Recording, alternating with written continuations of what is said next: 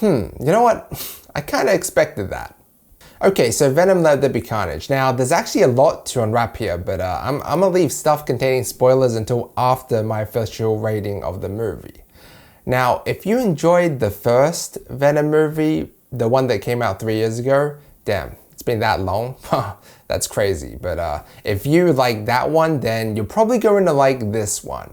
Maybe even more so.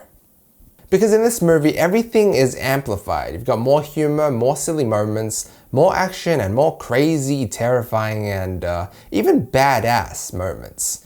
And when I say terrifying, I mean that from a PG-13 standpoint, because yes, this is again a PG-13 movie following suit from the first movie.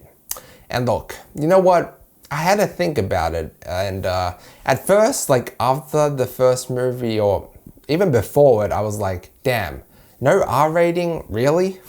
For such a terrifying looking character, someone who bites off people's heads for a snack?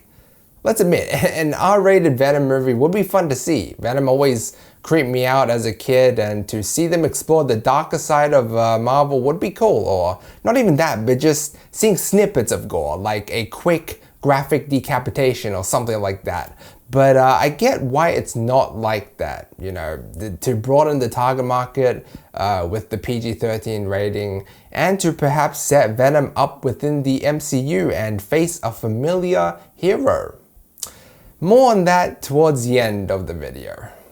And yeah, for those reasons, I feel like it doesn't really need to be R-rated. And I mean, this movie does stretch out the definition of how violent a PG-13 movie can be. Sure, there's no blood or gore, but there's certainly a lot of violent acts. And yeah, there are a lot of cuts and stuff happens off screen, but you can kind of imagine what happens.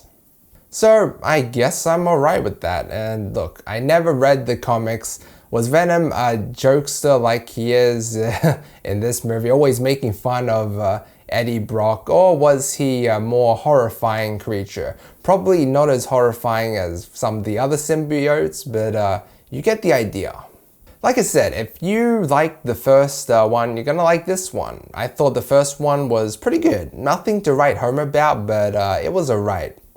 This one for me was better though, and that's largely due to the villain. Now, don't get me wrong, I didn't mind Riz Ahmed's Carlton Drake and Riot in the first movie, but Woody Harrelson's Cletus Cassidy and Carnage.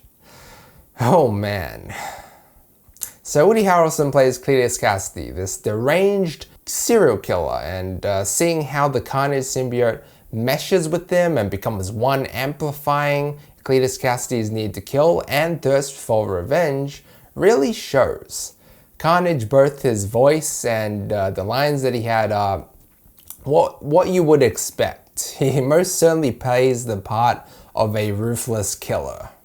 And when he was first revealed in the movie, oh man, y'all better bring your ass to your closest cinema or theater with the biggest screen and the loudest sound, because that shit rocked me. It was just so loud and just an epic. I don't know how else you would put it.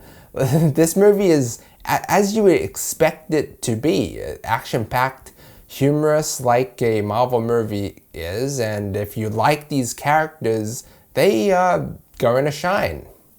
Problem is though, very similar to how I felt with the first film, this one felt rushed. The movie has about the same runtime as the first Venom movie, around an hour and 40 minutes.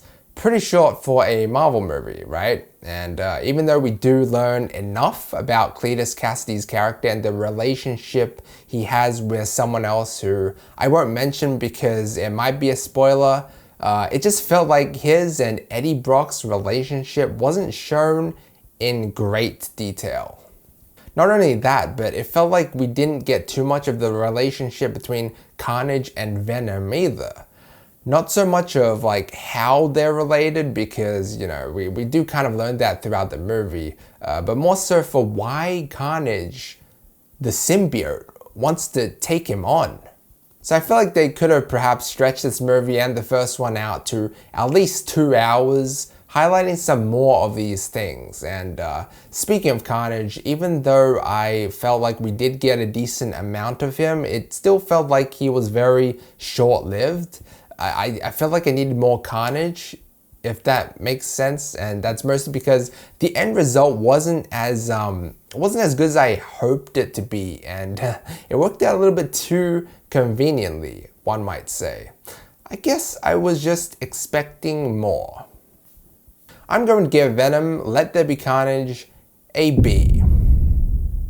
Okay, spoiler alert, by more I meant I didn't expect him to die so easily. The fight was pretty short, like the first movie. Well, the final fight, that is. I know Venom isn't as strong as Carnage, so I wanted to see more of how he overcomes him, being strong-willed and all that, but everything just worked out like so conveniently. Like, that's all we see of Carnage, you know, he's gone for good. Maybe. At least that's what it seemed like. That's why I felt like it was very short-lived. Also, come to think about it, there's no real emotion in this movie. Like, the first one tugs your heartstrings a little bit when Venom says bye to Eddie towards the end of the movie. But then Venom just appears again in the next scene inside Eddie perfectly fine, so there's no explanation how he survives. That's kind of what I mean when I say these movies are kind of rushed. Like, there's not too much explanation or elaboration, not as much as I would have liked. But that's enough about that, though. We all know what's going to happen here in this movie. Venom vs. Carnage, right? But what's exciting here is what lies after this. Now, I told myself after I watched the first Venom movie, this is only the beginning. The next few movies are the ones to look forward to. And I was fucking right. First off, pretty vague, we don't learn much, but I read online Mulligan, I think his name was called, the police officer, towards the end, doesn't die, but that scene where he had those glowing eyes, yeah. He's probably going to become Toxin, yet another dangerous symbiote, probably in the next Venom movie perhaps? Yeah, that's pretty exciting if that's the case, you know. But we all know the main thing that all of us wait for is the post-credits scene. I told myself this before the start of the movie. We know it's Venom vs. Carnage, not really any surprises there, but the post-credits scene, technically a mid-credit scene. Now that's going to hint at something much bigger, and as I predicted, Spider-Man. That's why this and mostly the Spider-Man No Way Home movies are very important, because it lets us know the bigger picture and what's in store for the future for Spider-Man and Venom. Will Venom appear in Spider-Man No Way Home? Maybe he'll get a small appearance. We'll have to wait and see. Anyway guys, thank you so much for watching. Let me know what you think down below. Like and sub if you enjoyed, and as always, feel free to check out any of my previous videos. Until next time.